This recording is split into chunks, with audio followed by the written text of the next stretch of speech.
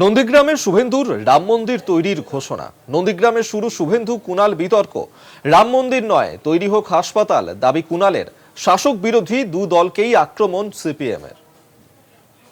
আমার জায়গা আছে, একটা 2.5 বিঘা জায়গা আছে সোনাচুর।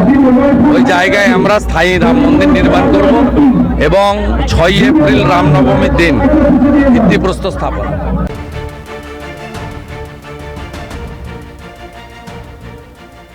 শুভেন্দুর প্রস্তাবিত রাম মন্দির নিয়ে প্রশ্ন তুললেন তৃণমূল কংগ্রেসের সাধারণ সম্পাদক কুণাল ঘোষ। 22শে জানুয়ারি রাম মন্দিরের বর্ষপূর্তিতে নন্দীগ্রামের শুভেন্দু অধিকারী ঘোষণা করেছিলেন সোনাচূড়ায় 2.5 বিঘা জমি আছে তার, সেই জমিতে রাম মন্দির গড়ে তোলা হবে।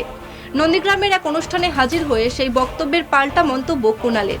আমি সুফিয়ানদাকে বলবো, বাপ্পাকে বলবো, আমাদের এই যখন আহত হচ্ছে, শহীদরা মারা যাচ্ছে, কত লোক আহত হচ্ছে, তখন আমরা কথা দিয়েছিলাম শহীদদের নামে আমরা হাসপাতাল করে দেব, আমরা কথা দিয়েছিলাম। পাল্টা এর জবাব বিজেপির। গেরুয়া শিবিরের দাবি, মন্দিরের পাশাপাশি ওখানে মানুষের প্রয়োজন মেটানোর জন্য যা যা দরকার সেই সমস্ত কিছুই করা হবে। রাম মন্দির বিষয়টা সোনাচূড়া মানুষের আবেগ একটা আছে, সেই জায়গাটাকে তাকে সেই মর্যাদা দেয়া, সেই সঙ্গে নন্দীগ্রাম মানুষের আবেগকে মর্যাদা দেয়া।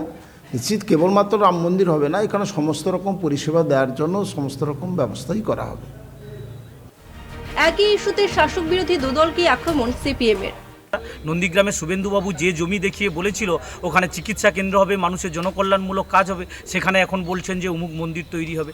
আবার অপরদিকে তৃণমূলের নেতৃত্ব বলছেন যে না, ওখানে ওসব না করে জনকল্যাণমূলক কাজ হবে। অর্থাৎ মানুষকে বিভ্রান্ত করতে চাইছে। নন্দীগ্রামের মানুষ চাইছে রুটি রুজি।